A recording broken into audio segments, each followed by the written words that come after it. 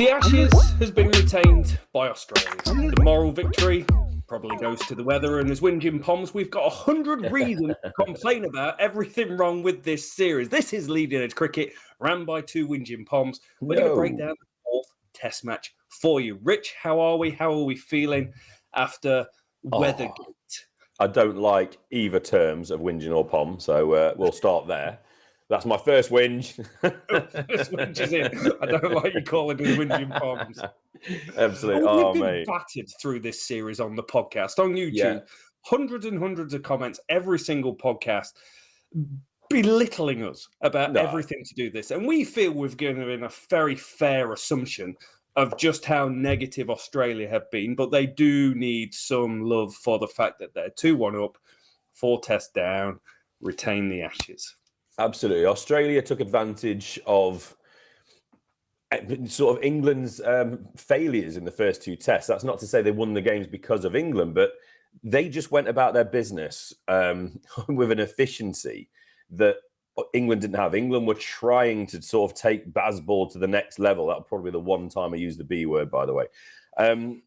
So Australia deserve all the credit in the world. England missed so many opportunities. But again, Australia took advantage of that. They kept going, and they put England down in those first 2 games. So they absolutely deserved those 2-0 up. The games were close. It could have been 3-0 after 3 tests to either side, but Australia deserved those 2 wins. England came back so strong, didn't they, in the 3rd test? We felt like momentum was going in. I know Pat Cummins has dismissed that idea of momentum because we talk about momentum going into the 5th test. But there was momentum, there really was. And England were absolutely on top for this whole test match. And it would have been wonderful to have seen England come out of this 2-2 and then everything to play for. Because we're all now just a little bit, about the Oval, aren't we? It just doesn't feel like it's got that same excitement, that same buzz. It would have been epic if we could have gone into that 5th test knowing that winner takes all, winner takes a series. Who knows? The weather at the moment in this country, it could easily be another week of absolute nonsense. But let's hope it's not. Let's hope it's much, much drier. But yeah, it's slightly gutted, obviously, Rob, that Australia had retained it, but more gutted that we just didn't see the conclusion of that game, which we just needed to see a proper result in that one. We did. And let's be frank. Let's be frank about this, Australia, listening in the comments. England have battered you this game. Battered. They would have won probably by 10 wickets in this game. Wow. It's fact. Yeah. This is up there with David Lloyd losing the series to Zimbabwe and saying we flipping murdered them and then losing the series. Like, it's up there with that. And it's also got the disappointment of, and I think it's one of the most disappointing things I saw in sport was when the British and Irish Lions toured New Zealand. I was lucky enough to go and watch. Amazing series. 1 apiece going into the final test, and it ended up tied at the end. And the ball went out of play 2 meters from the try line, and everyone in the stands was just deflated by what happened. And that was the end of the series.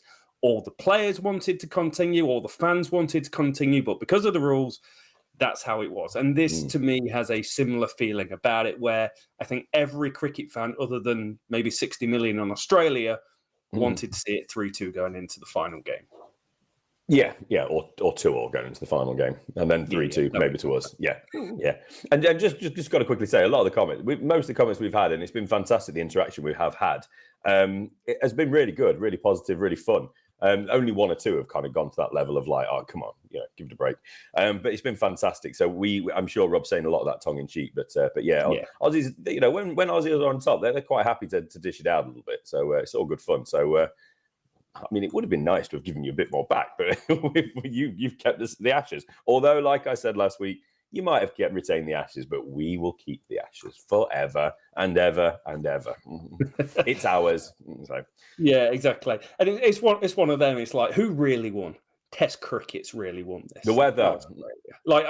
This is, how many Whinging Pom moments do you want in the first 10 minutes? But cricket has definitely been the benefactor of this series. Yeah. And we knew it was going to be a good series, didn't we? We absolutely knew. Everything was there for it. It's maybe been a little bit frustrating from our point of view, the first 2 tests. We didn't quite execute as we should, but the last test and this test in particular, England have showed what they're all about. I mean, should we just get ourselves caught up a little bit? Yeah. What happened in this game, Rob? First off, selection. I think we have to just have a look at that. Jimmy came in for Robinson.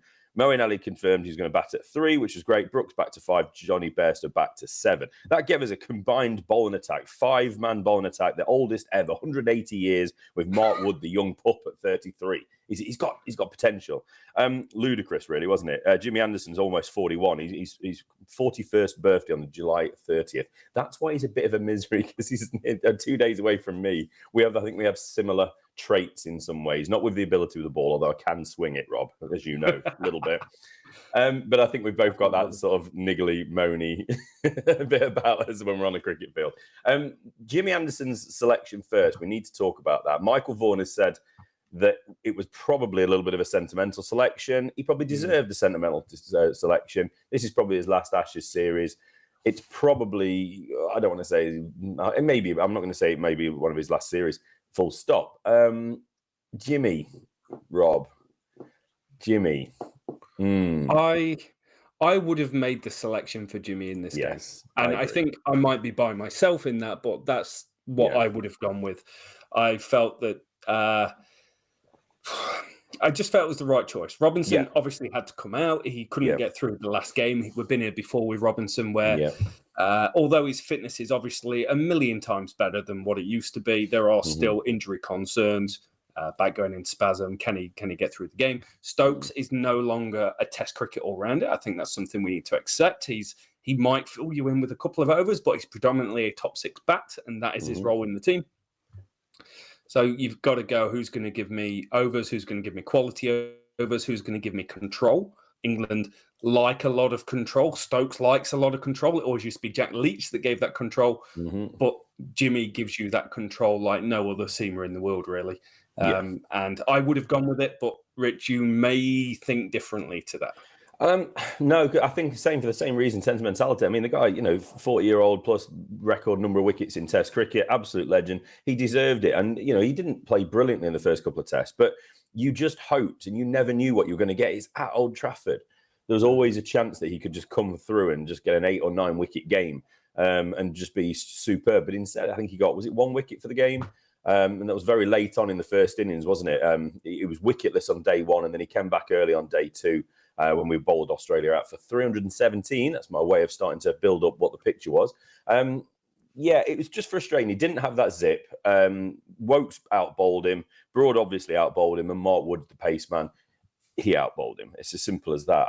I think as we look ahead, I think the sensible decision, and if England really want to go and win this game at the Oval, I think they've got to consider very, very strongly bringing in Robinson perhaps, or for me, Josh Tong, who I thought had an exceptional 1 game, and then he was very unfortunate to miss out in the last 2 Tests. So I'd like to see Josh Tong come in personally, but that's looking ahead. But the oldest ever 5-man attack, Rob, 180 years old, it makes me feel almost young. We need to start working away of actually finding some of these young players to get in the team. It's not going to be long before half of these guys are moving on. We've always looked at Chris Wokes as like the eventual replacement for Jimmy Anderson. Chris Wokes is now 34 years old.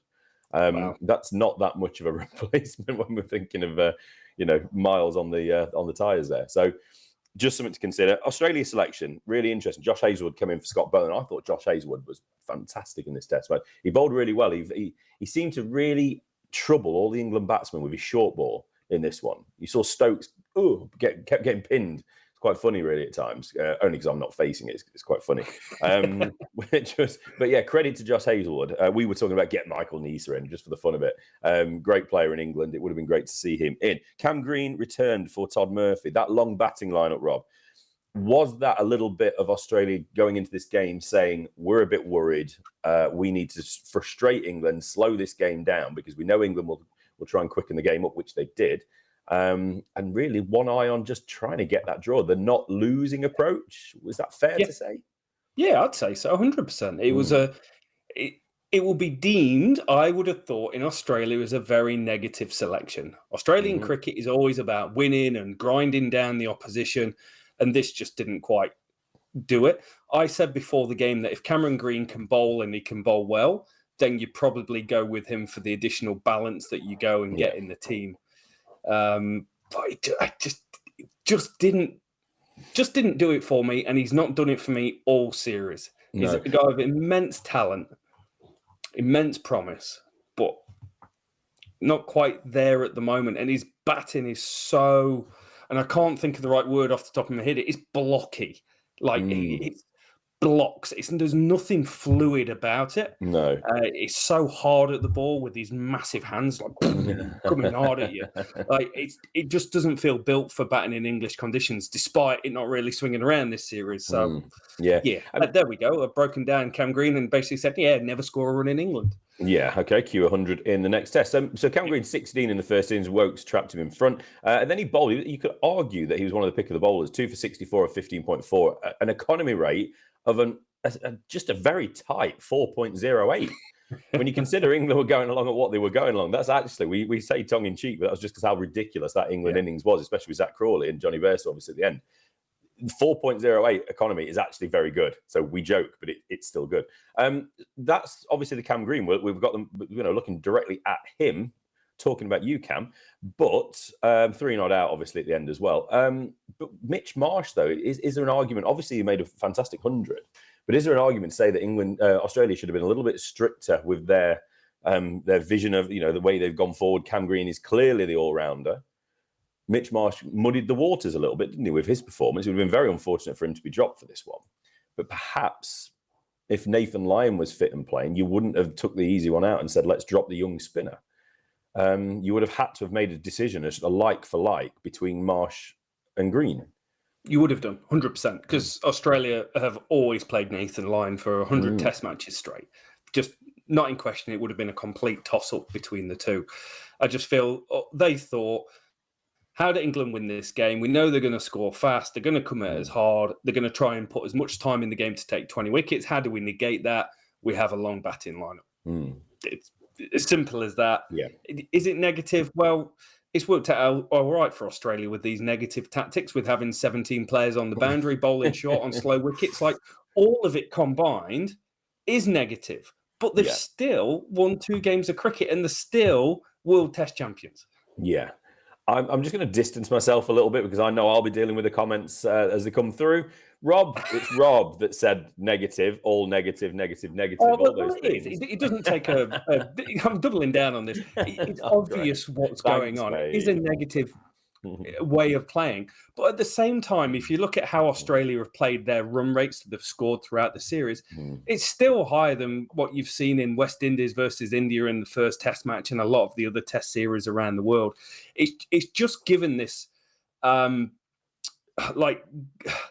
just arena of 2 amazingly matched teams and 2 different philosophies of playing. Yeah. One that's old school, very Australian that England are playing, and one that's very old English that Australia are playing, going against each other. And it's just so must-watch TV. Oh, absolutely. Every single time, every single session. Yeah, and we've used the word before, and I'll use it one more time, compelling. It's been absolutely compelling. Now, just to defend Rob a little bit, especially to Australian fans, Glenn McGrath, a BBC Sports columnist, he is now. He looks like he's almost moving to England, guys. I don't know what to say, He'll be coaching next. He starts, England bowling coach. Some of them. Right, this is what he said. Ever since the first ball in Manchester, Australia had a mindset of not wanting to lose the crucial 4th test. They knew the rain, which ensured the game ended in a draw, was forecast the last 2 days, and were in survival mode rather than looking to attack and dominate. He wouldn't say it's un-Australian because this is a very successful team, but they did what they had to do. So that's Glenn McGrath's take. Obviously, there's more context to that. Read the article yourselves. I think he's fair. I think it's a fair summary of it. Not going to go in any further on Australia's tactics, I don't think, but I think it is basically what Rob's saying. Obviously, exaggerating a little bit, but what Rob's saying is what Glenn McGrath's saying as well. So, it was a funny innings, wasn't it, really, for Australia? If we look at theirs, there's lots of starts. Khawaja went early, which was fantastic. Brody got his 599th wicket. And then lots of starts. Warner, Labuschagne got his 50. Smith, 41. Travis Head, 48. Mitch Marsh, 51. We keep saying about Travis Head. He's been really, really good this series. Fantastic even. But he's just not gone on and got that big defining score in the middle order that Australia really, really won. 51 Mitch Marsh, as we said, Carey 20. Mitch Stark 36. Great stat. Mitch Stark now averages more in England than David Warner after that knock. Yes, love things like that. But it was a really, really weird innings, wasn't it, for Australia? No one really made starts. And on the other side of that, Chris Wokes, 5 wickets again. The man just loves playing in England. when he's given the chance. It's wonderful to see. And we have to also, I'm going to hand this all over to you in a second, Rob, but Stuart Broad, 600 test wickets when he removed Travis Head. That was a moment. Wonderful, wonderful, wonderful to see Stuart Broad go to 600 wickets. And I must also just quickly add, Aussies must love Stuart Broad. I know you love to hate him, but he gives everything. He's a proper competitor. You would have loved to have had him. He does. He does. He loves just the combative nature of Test cricket, and there's nothing more than when Stuart Broad can play the moral high ground for the worst thing he's ever seen on a cricket pitch of all time. Like, you can't write that script. You can't write it. But Brody's been exceptional for England for a really long time, mate. It was a slow start for him in Test cricket. I think he averaged about 35, 40 for his first 20 Test matches. But to go on and take 600, like, I remember growing up and there was you had Walsh and Ambrose and people like this and Wacker and Younis, Wacker Younis and Wasim Akram. Yeah. Like, Walsh went on forever and took 500 Test wickets, and Brody's gone way beyond that. And we never produced fast bowlers like that I ever thought would take 500 Test wickets. And to have Jimmy and Brody both at the same time coming through, we have been immensely, immensely lucky. And you can't say, and I haven't got a stat to back this up, but Brody in his pomp, Brody when he's on, was the best spell bowler I've ever seen in Test cricket. Yeah. There will be someone with a stat somewhere that might be able to debunk that myth. But in terms of what you see, no one when they were on ran through teams like Stuart Broad, time and time again, and it was normally when it mattered. It wasn't against Bangladesh. It was getting a hat-trick in Australia. It was 8 for 15 at Trent Bridge. Like, it was all these moments. 2013 Ashes, he did it. Against South Africa, he did it at home. Like, just no one got close to him. And he's just an incredible performer. He should have scored more Test runs, except for getting pinged in the face that time. That changed his game. Yeah, it did. Just immense cricketer, immense competitive person. Love him to bits. Yeah, absolutely. He's the leading wicket taker in the series as well, isn't he? He was wicketless in the second innings. Australia did end on 214 for 5 when the rain came on day 4. It was at the end of day 3, really, wasn't it? And then day 4, 3 hours play was there, a couple of hours play, and then none, obviously, on the 5th and final day. So Brody finished the game with the 2 wickets in the first innings, and he's a leading wicket taker in the series, isn't he? 18 wickets at an average of 28.55. Shows you how competitive this series has been. I mean, Chris Wokes, if he'd have been playing he would double his stats up because he's only played 2 tests. 12 wickets, you'd have been talking 24 at less than about average of about 20. Shows you what the impact Chris Wokes has had with that attack. But Australia probably should have gone on, and I know Pat Cummins was frustrated. That's something that he wants the team to focus on, really, is that they put themselves in really good positions in that first innings, but didn't go on. England put partnerships together. Australia put little partnerships on together at the moment.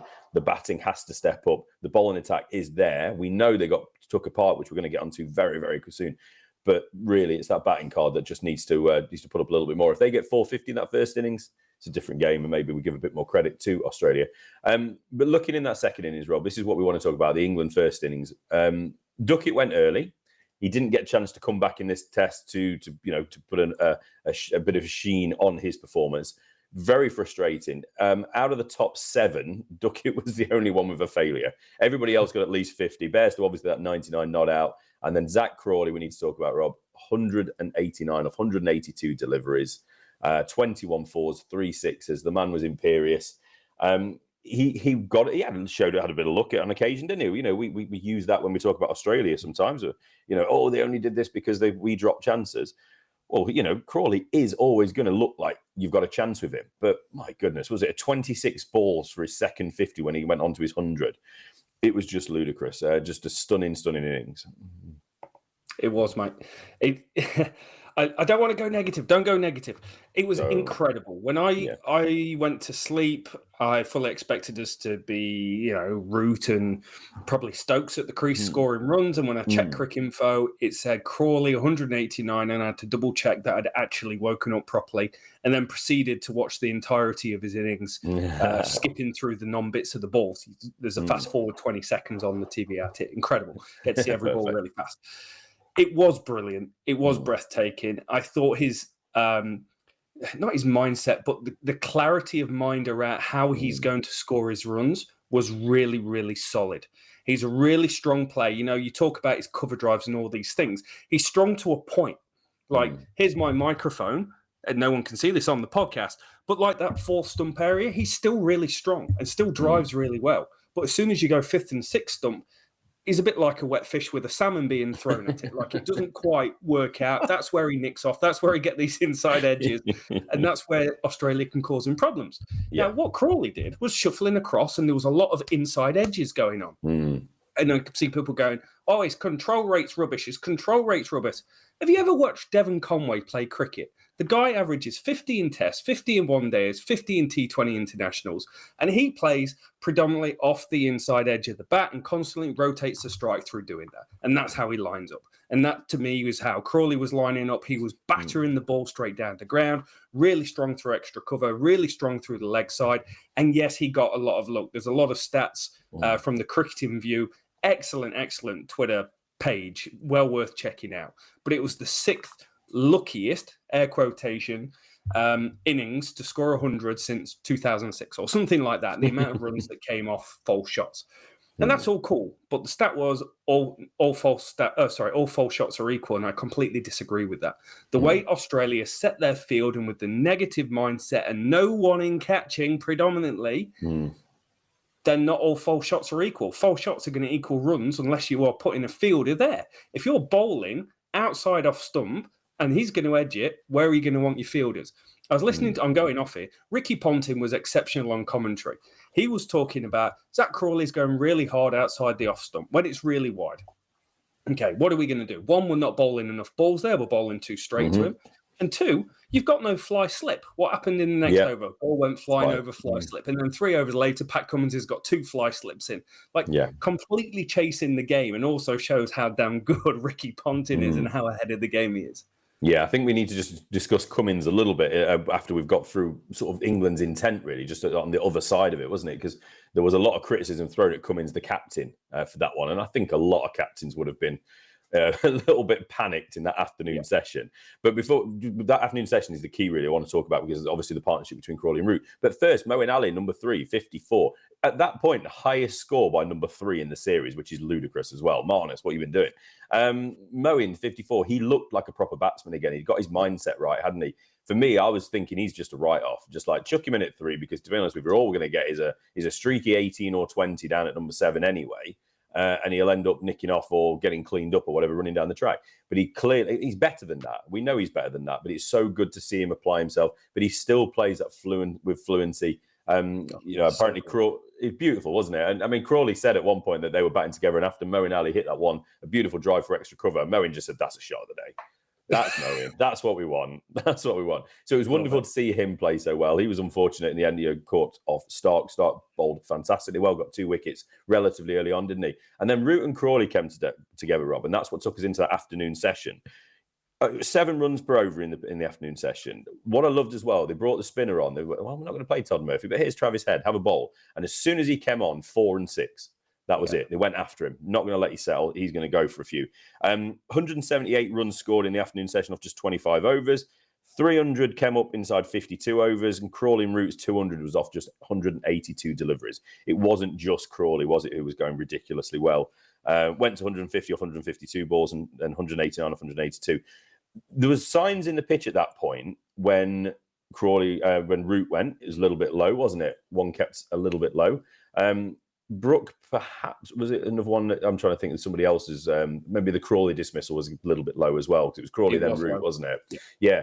I started thinking, geez, I wouldn't mind seeing England bowl soon. In this, the declaration conversation comes in again. Brooke and obviously Stokes, they both went pretty well as we went into the next day. What's your thoughts really just overall? I mean, we've spoken about Crawley, but I thought Root was exceptional. And then let's have, just a little bit before we speak about Pat Cummins, where do you think England should have said, hang on a sec, is it worth us declaring a little bit early? I know Johnny Bairstow was going really well, and there is absolutely argument, and I had it at the time, was saying, well, if Bairstow's scoring at this rate, you're not going to score this quick in the second innings when you're chasing anyway. So get the runs now and then try and bowl Australia out and hopefully not have to bat again. So, just thoughts on the rest of the batting card before we get to Bairstow, and also They're just a little bit about the declaration, and then we'll talk about. I thought they ran it about right. I wouldn't have declared earlier, and the reason I wouldn't have declared, because if you end up chasing 100, then you lose 15 minutes of changeover time. Yeah. And then you've got to chase 100, which might be going at an amazing rate, might be an hour's cricket. So there's an hour and 15. It might take you a session to get 100, like 2 hours 15. Whereas if you bat once, bat big, and you end up with 20 to chase, then I think you've actually saved time in the long run. And that's what you're trying to balance out, because you don't want to have a run chase when you can't get back on the pitch. Because Australia will not bowl spin when you're not allowed to bowl seam. Like, they just won't do it. So I thought it was right to keep going. Yeah, definitely. And that's the thing. I would agree. I mean, there's an argument you could have said 10 overs earlier, but then, like I said, the way Bairstow was smacking it on day 3, there's just no point, was there? But there was just starting to be signs, wasn't there, with the Crawley and Root dismissals, where you're thinking, hang on a sec, if we're going to get a little bit of variable bounce here, and then day 3, it started looking like, he's moving around a little bit more. It was, getting quids in. But no, I think we need to, before we end this pod as well, we need to just quickly refer back to maybe what's lost the series for England, or it will at least mean that we can't win it. People are still banging on about that declaration from the first game on the first day. I think we do need to address that before we leave, but we'll leave that for later. Stokes, like I say, and sorry, Bairstow, mate. Bairstow, touch on Bairstow, because Bairstow was like linchpin reason for why England are losing this series in every single Twitter thread, Facebook post that's going on, in every single press article. Hadn't performed with the bat, was averaging 23. Just for context, he's now scored 240 runs at an average bang on 40 at a strike rate of 79. It's not bad. His wicket keeping had improved.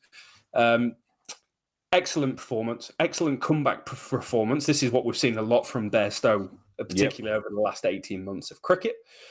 But his press conference was fiery, Rich. It's a strange little game for him, wasn't it? Because he started the game pretty poor behind the stumps again. And then he took that absolute screamer off Mitch Marsh, going the wrong way. Somehow he decided he was going to throw his hand the opposite direction to the rest of his body, go gadget and all that. And he took a screamer, and it seemed to change him. There was that moment of, oh my God, it's gone my way, because it just hadn't gone away. But he was a little bit symbols, wasn't he? He wasn't taking balls cleanly at all. He batted with more fluency, I thought, early on as well. But then after lunch, didn't he, on day 3, he just exploded. And that innings was absolutely stunning. That was weirdly, that's his second 99. Poor bloke. That's not what you want to be, is it? Why did he take that? Why did he look for that 2 on that ball? He'd been doing so well of just like rotating the strike and picking the deliveries to when to go for runs. And you just knew it was going to happen, didn't you? Also, before that press conference about Bairstow, I just need to mention, now we must have everybody. We already said that the Alex Carey dismissal of Bairstow was fine, no problem with it. I think England have said it was fine now, because they decided to run 4 byes through to Carey, didn't they? During that innings. It was just ball went straight through, player miss, just ran through, got Bairstow back on strike.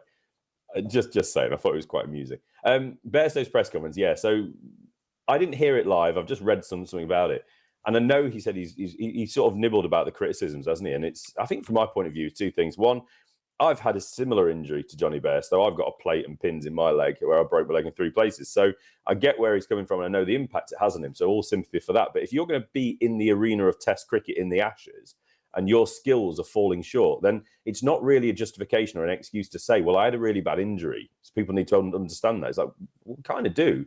Maybe people didn't give enough nuance when we're talking about him. But if you're shelling chances and not looking like you're not going to take chances and going at about, toss of a coin sort of whether you're going to catch one, then it needs to be a conversation. He needs to be criticised for his keeping. And because he wasn't doing it with a bat, he's not got to get out there, has he? So, I mean, you kind of jump on it from there, Rob, but it's fair play to him for coming back and actually talking a bit more about his injury. I think one of the reasons Bairstow isn't universally loved is he doesn't open up much. He doesn't talk a lot, I don't think. He doesn't say much when he does talk. So it's nice to see him open up and show that emotion. Yeah, I think what he was saying was true, and it's a frustration, but I actually don't feel like it's his fault. I actually feel like it's a team or system fault. They haven't been open and honest about what the role of Johnny Bairstow is and why they're picking him. There's nothing that's come out going, you know what, we know Ben Folkes is the better wicketkeeper, but we want to play Bairstow because he scores these runs and he plays in this style of cricket. And he's had this injury. We didn't even get details on the injury until he really started talking about it. Yeah. All that stuff in any other sport is transparent and open. And you fully buy into the story of someone going, good, this guy has come back and he scored 99 with 3 breaks in his leg, a pin, a plate, and he's got all these issues going on and he's done this. Yeah. That's a completely different story to just letting him go out, the wicket keeping not ticking, and everyone going, well, we've made the wrong choice. Bairstow is rubbish. Bairstow is not rubbish. Bairstow is an incredible cricketer that's just done something absolutely amazing to come back from that. And that's what should be celebrated. But that's down to the team and the PR team that has just done a really shoddy job of telling the story of Bairstow. Yeah, you understand it initially after he did got the injury at first, because he might have been career-threatening. Yeah, well, it was career-threatening, should I say, but it could have been career-ending. These injuries can happen anywhere. Mine was in football with a bit of a crunching tackle, but the other one, I know somebody else who had the exact same injury as me, walking downstairs, just put his foot down and it just went the same. So these injuries can happen in any way, whether you're stepping off a box at the golf or whether you're playing football or whatever. So it should be a hero arc, shouldn't it, really? Look at Johnny Bairstow, look at everything he's come back from. But you're right, I think people didn't really understand it. So that criticism should have been with the context. But at the same time, Johnny, I know he's frustrated with it, and fair play to him. He's the competitor he is. He's going to fight back eventually at this stuff. But he also needs to accept that if you're not taking chances for England in the Ashes, criticisms will be coming, and they are fair. It might not seem it to him, but it is absolutely fair. Simple as that. You could argue Ben Folkes, it wasn't fair that he was dropped after a perfectly good run in the team. But yeah, anyway, that's we're moving far too far past that. So Johnny Bairstow stunning in his 99 not out off 81 deliveries, 4 6s, 10 4s. Brilliant, absolutely brilliant. Took England along to a point where 592, you were thinking declarations coming, obviously, but obviously because of Bairstow was playing so well, you saw him through with the tail. Even Jimmy Anderson getting his last knock for England at Old Trafford. 5 for 126 for Josh Hazlewood. Like I said, I think he was the pick of the bowler in that second innings. I thought he bowled really, really well. He did make it difficult for England. But again, when you're talking about field positions, there's always runs, not just boundaries, but there's always gaps for runs as England were going along. So those economy rates didn't look particularly attractive. Pat Cummins, the captain, looked a bit frazzled, missed a couple of chances, didn't see one, dropped another one. Just didn't really look like he was properly on it. This is his 5th game in a row already, because they played the World Test Championship, easy for me to say, against India. What do you reckon? Because he's took a lot of flack for that session. But one thing I'd just like to say before you talk about it, there was probably 5 captains on that field, or at least 5 blokes who thought they were captains. And Steve Smith is a big help, I'm sure, at times, but I'm absolutely over Steve Smith waving and doing his arms around every 5 minutes to Pat Cummins. It's like, Pat's the captain, Steve. You're not captain anymore. Let him do what he needs to do. If you want to run over and have a chat with him, run over and have a chat. But that's sort of been on my radar the whole series. I don't know. That's probably an agreed thing with Cummins, but there's a lot of times Cummins doesn't seem to be overly welcoming to some of these interactions. It is, and it's worked for them, particularly when Cummins is bowling. You see Smith or Warner having a lot of input. Yeah. But if I think back, and completely different levels. Good crikey me. Yeah, completely different levels. But when you're captain, you need to know you're in charge. Yes. And if someone every second ball is waving their arms and doing certain things, then if there's agreed plans, the teammates just aren't listening and doing whatever they want. Yeah. Or to me, that person could potentially be starting to overstep the line. And it just looked like a car crash, captaincy. Like everyone had input in and was waving arms and flapping around. Yeah. No one knew what they were supposed to be doing, because guess what? Having 12 men on the boundary just wasn't working in this one because the pitch was a bit quicker. And they made that mistake with Joe Root. Joe Root, Pat Cummins gets him out every time, pitching it up, top of off stump. They went short to him because they've got him out bowling short on slow wickets. Root batted it. I just thought this was, for a World Test Championship team with a world-class bowling attack, they got absolutely battered around this. They've still won the Ashes, but they got absolutely battered in this innings. I just thought it was such a poor performance from them and an incredible performance from England. Yeah, fair play. Yeah, Cummins, I mean, he's going to have had a session or a period of a game where he's going to be frazzled. And this was the one, wasn't it? And it didn't help. I think there'll be a better team for it going into this fifth and final test. I think this is one of the conversations they'll have to have had as a team and just say, look, we cannot have a repeat of that. If you want to make a suggestion, run over and tap me on the shoulder and we'll have a conversation. But you can't do that. It's not like overrate's going to be impacted by one more run across and delay by both teams. It's pretty ordinary, isn't it? You're already bowling like 40 overs a day anyway. It feels like it, doesn't it? But the entertainment is so good that it doesn't really matter. So that's the counter. We get on to the final innings, don't we? They're in a massive hole, 275 lead for England. Australia gets to within 60 odd, don't they? 214 for 5. Usman Khawaja Warner made a bit of a steady, slow, careful start, didn't they? Steve Smith came in. Wood was a big change. Why Wood didn't bowl more early? He got the first wicket, and then he was held back weirdly, but then he was finally brought into the action and really did make an impact again with a couple more wickets. Root, though, got the big one. Marnus Labuschagne, he's basically scored just over 300 runs in this series. Don't want to do him a disservice. Yeah, 306 runs. And in this game, he scored 51 and 111. Yeah, basically half of his runs were scored in this one test match, and he's played in all 4. That was quite a remarkable innings, wasn't it? I was watching him, and he was going along quite steadily. He was into 50s, 60s. I then had to go out somewhere, and by the time I'd got to the pub, basically, by the time I got out there, he was on 100. It was like, what the hell have I missed? Yeah. So it was either a really slow walk by me, which I don't think it was, or he really put his foot down. So yeah, Labuschagne it was lovely to see him start scoring some runs. Frustrating, but lovely. Yeah, he's had an okay series. There's a duck thrown in. There's this 50 and 100, but just a lot of starts. A bit like Steve Smith. There's a lot of starts. I know Smith's got 100 as well, but you just kind of expect a little bit more. And Marnus, I think it's a really important innings because he was in the category for me as almost being pigeonholed as an Australian home trap bully. I know he's better than that, but he was averaging 35 overseas in test matches before this. And like, there's a decent body of work there to kind of start establishing, you might average 60 at home and 35 away. Like, you know what I mean? And we've always, for whatever reason in test cricket, we've got this benchmark of, if you average 40, you're a very good player. Like, that's world class.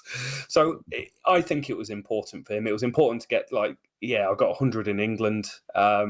Great knock. And also massively needed as well, because at times they were looking a bit shaky. People were batting, Khawaja, Warner, Smith, getting teens sort of scores, 20 sort of scores. But it wouldn't take a lot for that to tilt. It only takes a mad 20 minutes of a bowling spell to do it. And Marnus gave them stability and allowed them to bat 70 overs, mate. 70 overs. Yeah. It's a long time to get 5 wickets. Yeah, and a nice steady 3 and over, old school test cricket. But it was exactly what Australia needs to do. And like we said, they knew the weather was going to be bad over those final 2 days, wasn't they? Obviously, they batted for a few hours on Saturday. And then I was really shocked, actually. I thought Saturday was going to be the worst of the days weather-wise. So it was so frustrating yesterday that we didn't even get any play. Obviously, there wouldn't have been enough. I mean, people started moaning about the, they've done an inspection, but now they're taking lunch. What's wrong with cricket? It's like just polite little thing for people that maybe are coming to the sport. They still need to clean up. They still need to dry the outfield, take the excess water off. There's puddles still on the outfield. It's the ground staff saying it's going to take us about 45 minutes to dry up. Okay, then the umpires go, well, we may as well take lunch then, haven't we? So that is their way of keeping the game moving. It's just, it's one of those things. I've seen quite a lot of people moaning about that. And then why did they do this on, they took tea on the 4th day. There was 10 minutes after. It was dry for 10 minutes, then it rained basically just after they were coming back out. So again, it didn't. What about rule changes? Because this is like perfect whinging Poms of we've battered them. It's been a draw. We've lost 2 days to rain, and now everyone's talking about rule changes. But I actually take the catalyst out and why it's happening. These conversations. Yeah.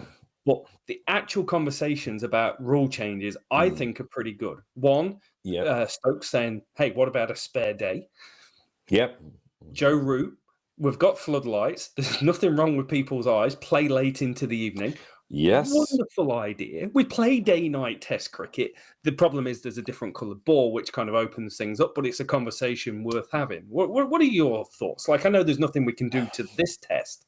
No. But if you're going to change things to create a more entertaining product in the future, what do you do? Yeah, well, I mean, Stokes in England at the minute, they're like American sports fans. They don't believe in the draw, do they? So anything to avoid the draw. I think that's where England are coming from at the moment. I think there needs to be flexibility in times. It's always frustrated me over the years where you might have lost a bit of time at the back end of a day, especially overseas in certain countries. The rains will come about 5, 6 o'clock in certain countries. So start early. I don't know why we have to start at 11 o'clock. I know some of our bowling attack need to get off the Zimmer frames, don't they? Get a massage and whatnot. But you know what? I feel like 11 o'clock, if you start later, you then have to play later or you're cut off by light, whatever it might be. So why not start at 10:30 as just a starting point?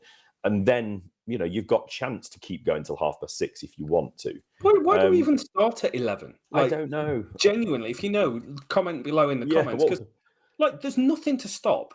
11's such a late start. What time are you even getting out of bed for an 11 o'clock start? Seriously, why can't we start at 9:30? Work starts at 9:30. Why can't the game start at 9:30, runs through to 5:30, and you know what? There's supposed to be 90 overs in a day. No one meets that. Yeah. Why don't you keep them out there until they've bowled the 90 overs? That will stop them slowing it down. Or they are penalised for every over they're short in the day's play.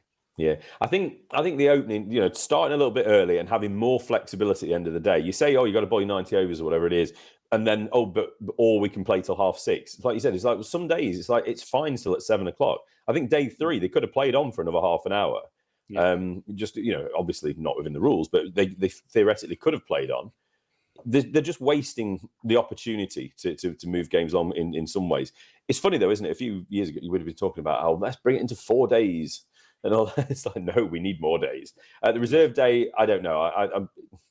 It's a 5-day test match. The weather is the weather. It is unfortunate. It's the fact that it's going to get worse. It's going to get more extreme. We know that is happening already around the world. So cricket is the sport that's going to be impacted more than most because we are impacted by the weather. Yeah. Fact. Some countries you're not going to be able to play because it's going to be too hot. You're not going to be running around in 50 degrees. Oh yeah, probably have to bring players off at that point. Same, you're going to have more extreme rain. So what do you do? It's like, where do you draw the line? You have 1 spare day. Well, there's rain for 2 days. Let's have 2 spare days. So I'm not sure about the spare day, but I think we definitely need to be flexible within the 5 days of the start and finish times. We need to extend those sessions as much as we can. Even if we haven't lost time, is there a problem of actually keeping going a bit later on the first day if it's a good day? 90 overs, if that's what they want you to bowl, 90 overs, then keep going. Keep going. Yeah. I'm not saying keep going in forever and ever and ever, but maybe have a longer cutoff, an earlier start. There's ways of doing it. One thing that is not going to happen, and I've seen 1 or 2 people, you're not going to get retractable roofs on cricket grounds. Maybe in my head while we were talking, I was like, cricket's going to end up indoors, isn't it? Eventually. In certain parts of the world, there's a chance. I can see the hundreds got to go ahead, and it keeps raining every August. Well, we're going to have indoor cricket. It's going to be amazing. It's going to be the Birmingham NEC. That'll be the next competition. That'll be the next, what can we franchise next? It'll be some form of indoor cricket with, Chris Gale captain in the, I don't know, whatever, some team somewhere. But that's what will happen. But no, I don't think we're close to playing cricket at Wimbledon, with a retractable roof. So no, let's not worry about that one. The series, Rob, where was it? It's not been lost yet, as it's a drawn series. Well, we're losing, but we hope it's going to be a drawn series. So Australia, like we said, have retained the Ashes. Good on them. Congratulations again. We go back to that first test because that is still the big talking point. For me, dropped catches, missed opportunities is what's cost England. From an England perspective, I'm not trying to do out Australian credit here. That's where we lost the first couple of tests, certainly the first one, and making starts with the bat not quite going on. That's what caused the issue.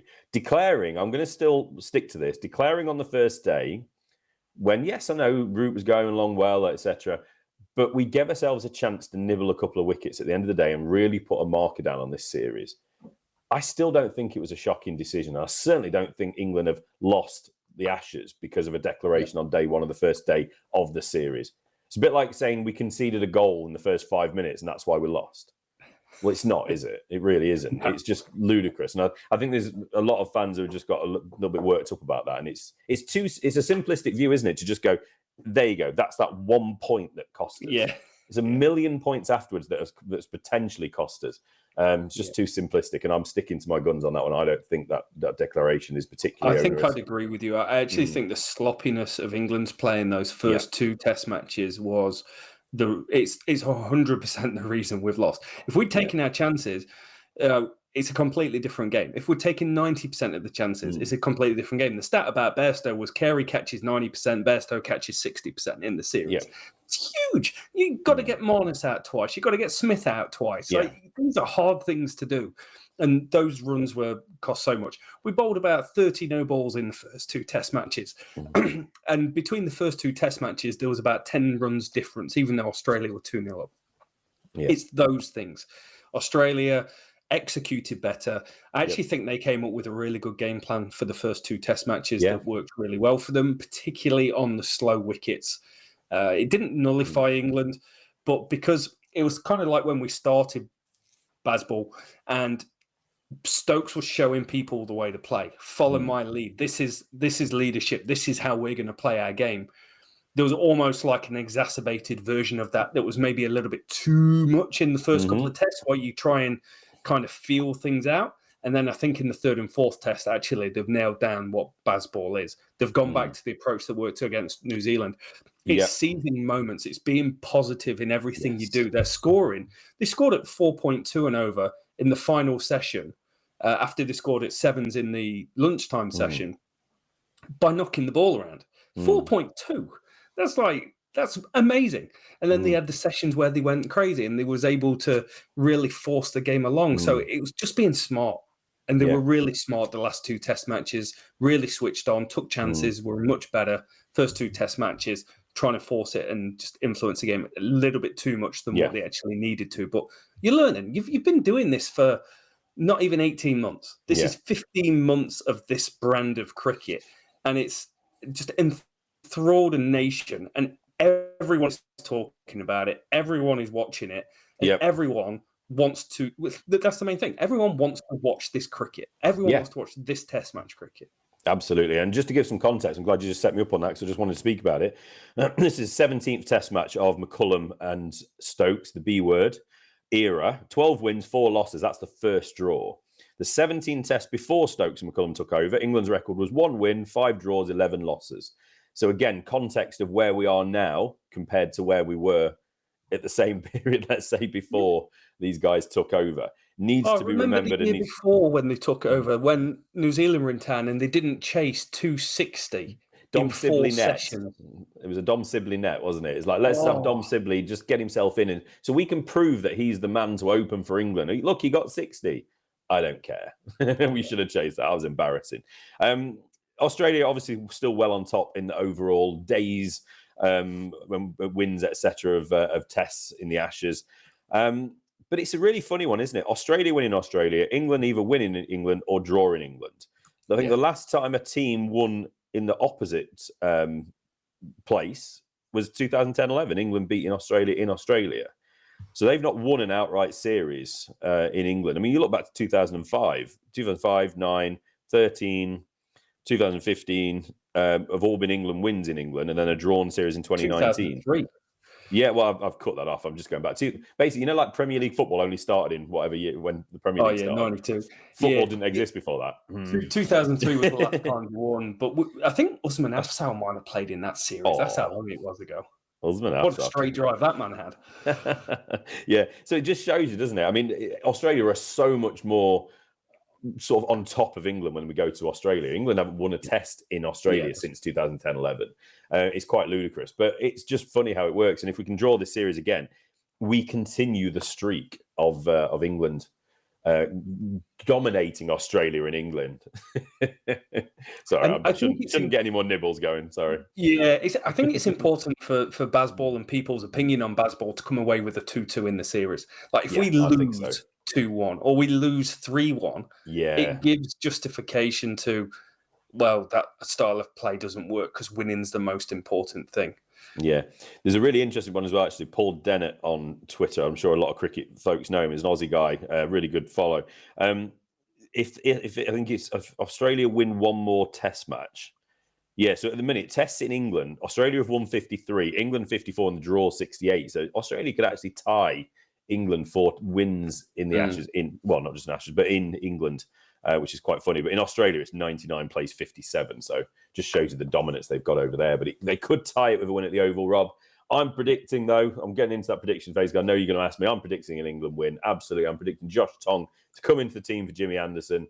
England to win the test. Moeen Ali for 100 at 3. What do you reckon? Or a frustrating 90 odd in his last game before he retires again. Yeah, this is an interesting one because the next time the Ashes are held in England in 4 years' time, you probably won't have a Broad. However, he's addicted to the buzz of it. You won't have an Anderson.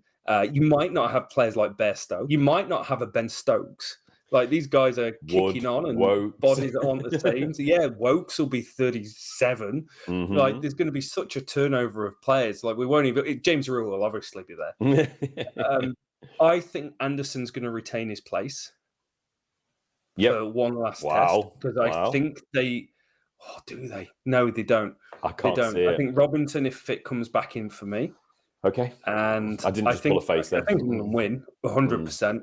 I think it's a good test. If the weather's good, England will knock off 300 and they'll do it. And it'll be insane and everyone will love it. And Test cricket will be the best thing since sliced bread. And everyone will be like, great, who are we playing next year? Yeah. And then everyone will be like, it's like, oh, you new cricket fans, right? Get ready for it. We've got 5 tests in India this winter. Set your alarms or get some late nights or whatever it is. Set your alarm. The ball's going to turn. Exactly. Yeah, it should be fun. Just one quick point, actually. I love the fact that England, when they win the toss, because they always win the toss, it seems now, they're not thinking, what's the pitch going to do on day one? They're thinking, what can we do in the 4th innings? How do we win this game in the all-important 4th innings? I don't think... that's always been part of captain's thinking, isn't it? Will it turn on the 5th day? But it's never really been, how can we approach this game and try and win the game in the 4th innings? And that's how Stokes, he doesn't say we'll have a bowl. He says we'll have a chase. We'll have a chase in the 4th innings. That's how he sees the game. And it's quite refreshing. And, another thing Glenn McGrath said is that Australia need to play a little bit like England in order to win this 5th and final test. And it's quite, for us, it makes me feel warm and fuzzy inside that Australians are saying they need to copy England. Which when we've always wanted to copy Australia.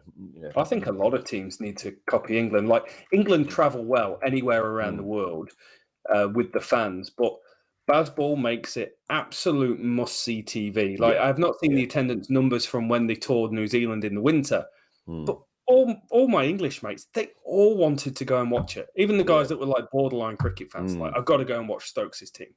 It's something special. If it was a different sport, with a better PR team and a better narrative being told, it would be everywhere. And it already is everywhere based on the game, but it would have been built up more. I think before we get out of here, we need to just quickly sharpen our knives a little bit as well for a certain August-based competition called the 100. And the ECB scheduling it in such a way that it feels like this summer of cricket is just building. I know it's miserable weather in England, so it doesn't feel like summer at all, but it just feels like it's building up to something special. And now we have an entire month, the best month of the summer, the driest month of the summer, least rain. That's what driest means. And we're just going to play some crisp related cricket with their crappy sponsors. I don't get it. I'll never get it. The prioritization of this relatively nonsensical competition. Granted, it's been fantastic for the women's game. Love that. Yeah, and incredible women's washes, as I see trending on Twitter. Yeah, but that as well. I mean, this has been almost, I'm sure that it's almost going to get to a point, I think, where the 100 competition is going to become more of a women's competition, potentially, because the men's have had their other priorities earlier. But it's just so frustrating that the whole month is going to be taken. No England internationals within that entire month. I'm just going to check that with my trusty wall chart. There is no England cricket unless you're talking about the under-19s at the end of literally towards the end of the month. I think you said a really powerful word a second ago. You dropped the P-bomb, which is a word that time and time again businesses struggle with, and that is prioritization. And England, ECB, have made an absolute... We're prioritizing the 100. That's going to be our cash cow for the future. Yeah. And there's already articles going, well, the 100's going to go. And then it's like, no, it's not. It's going to be sold off to private firms and we're going to get a load of money from it. And then it's the 100's going to go, the Blast's going to go. There's going to be a new T20 competition with promotion relegation. Like, that comes across to me like they actually don't know what they need to do to make it grow. But I completely agree. I think the 100 was amazing for women's cricket. It brought more stars to the front and made it really legitimate for the fans that put them on an even pedestal. And the Ashes does exactly the same thing. The women's Ashes is absolutely incredible. Wonderful series. Great cricket being played from both. But the men's series, well, you've got all these competitions going around the world and the best players don't come in and play it. Whereas the women's one, you get the best players coming in and playing it. So it's just different standards and it doesn't do it for me. It shouldn't take up a whole month and they desperately need to keep working through their prioritization and working out their strategy of this is who the ECB is. These are the competitions we have. This is how we marketed them. Yes, it's marketed at kids and families. By all accounts of people that go to the grounds, it's kids and families there, which is great. Does it have the same affinity as a Blast team? Probably not. Could it in the future? Possibly. How much money are you going to lose before you get to that point, and what's the payoff that you're going to get at the end? Exactly. Like, there's a lot to go. There's a lot to do with that. Yeah, and the fact that we've got 50 over World Cup back end of this year, and we're not prioritising 50 over competition, which is basically almost a second 11 competition now. No, what we can do is we can pay millions for a review when we get knocked out in the group stage. Yeah, and then we'll go, oh, crap, it was also the 100. Don't say that out loud, though. Look, Test cricket is going to be over after the Oval, Rob, but we're going to reconvene. Everyone here who's still listening, you're absolute legends and you love cricket as much as we do. Australia under-19s are going to be playing England under-19s, 2 Test matches in September. Let's meet back after the Oval. We'll break it down. We'll talk loads more about this series at the end, but then we'll reconvene here.